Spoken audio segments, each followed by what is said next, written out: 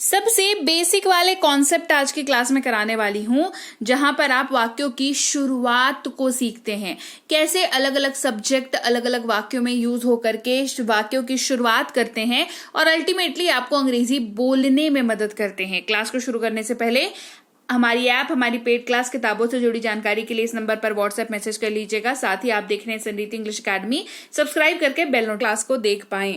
सबसे पहले हम कुछ शब्दों की बात करेंगे, उनके नियमों की बात करेंगे और उन दोनों को मिला करके यानी कि शब्द और उनके नियम को मिला करके कैसे ये आपके काम आएंगे, कैसे आप वाक्य बना पाएंगे, इसको जानेंगे।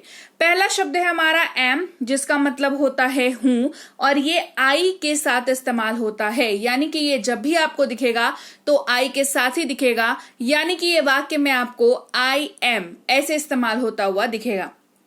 ठीक है, I am Rahul, I am going, I am eating, I am playing, है ना।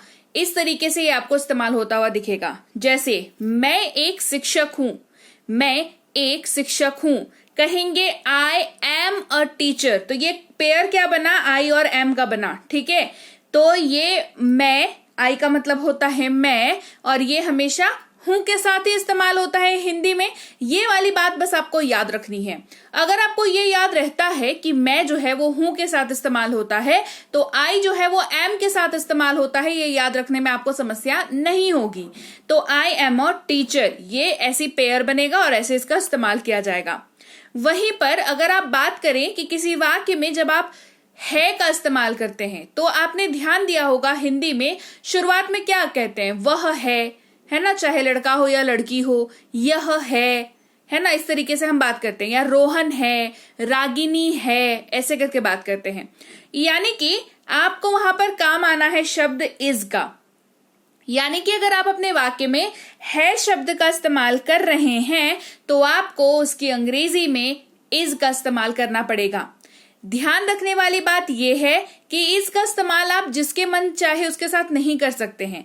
इसको इस्तेमाल करने के नियम हैं। नियम क्या है, क्योंकि आप हिंदी में जो वाक्य कह रहे हैं उसकी शुरुआत में वह है और आखिर में है इस्तेमाल हो रहा है। शुरुआत में यह और आखिर में है इस्तेमाल हो रहा है। शुरुआत में किसी का नाम और आखिर में है इस्तेमाल हो रहा है। ये सेम लॉजिक, ये सेम तरीका अंग्रेजी में भी काम करेगा।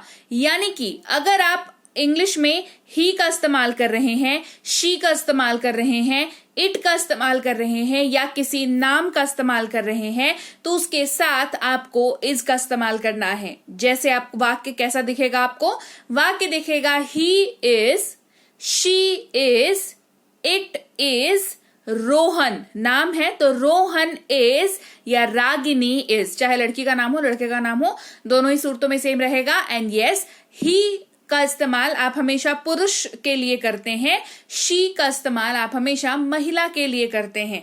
यानी कि महिला के बारे में बात कर रहे हैं तो शी ट्रांसलेशन होगा, पुरुष के बारे में बात कर रहे हैं तो ही ट्रांसलेशन होगा। ठीक है, वह एक डॉक्टर है, ही इज अ डॉक्टर। ही हमने लगा दिया यानी कि पुरुष की बात हो रही है। कहते हैं वह एक डॉक्टर है, शी इज द डॉक्टर, यानी कि महिला की बात कर रहे होते हैं तो शी का इस्तेमाल करते हैं। रागिनी एक डॉक्टर है तो रागिनी इज अ डॉक्टर।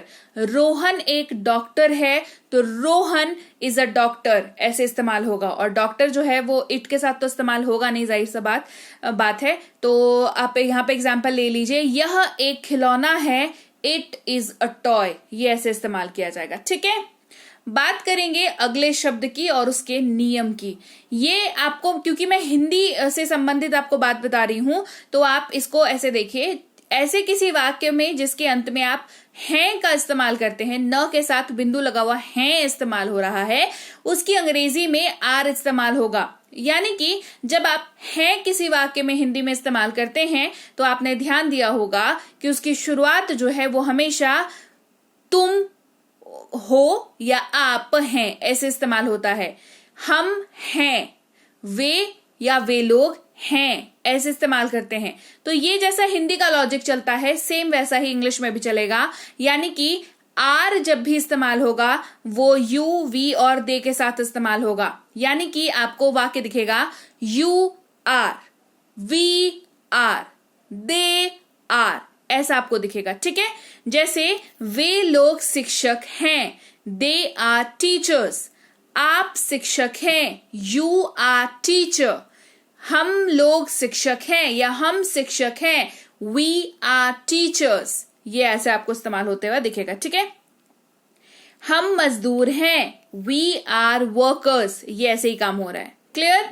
अब बात करेंगे कि जब आप अपने हिंदी के वाक्य में था या थी का इस्तेमाल कर रहे हो और उसकी शुरुआत जो है वो मैं, वह, यह या किसी नाम से हो रहा हो। मैं था, वह था या वह थी, यह था, रोहन था या रागिनी थी, ऐसा इस्तेमाल हो रहा है। तो इंग्लिश में वॉज का इस्तेमाल होगा और ये पेयर बनाएगा I was, he was, she was, it was, और कोई भी नाम ले लीजिए, रोहन, रागिनी, रोहन वॉज, रागिनी वॉज। ये ऐसे आपको इस्तेमाल होता हुआ दिखा। जैसे मैं एक शिक्षक था, आई वॉज अ टीचर। मैं एक शिक्षक था, I was a teacher, clear.